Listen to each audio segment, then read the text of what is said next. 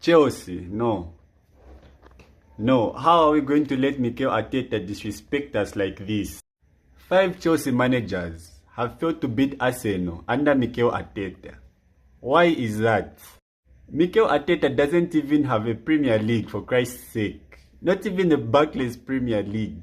Mikel Arteta doesn't even have any UEFA Champions League or the Europa Champions League. But why? Chelsea has all those trophies, but why do we fail to beat Arsenal? A team that has always been average in winning trophies. Why is that? Look at how disrespectful this is.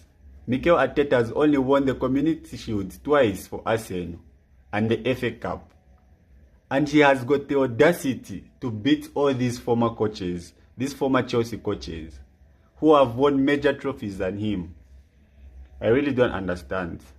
Chelsea must do something.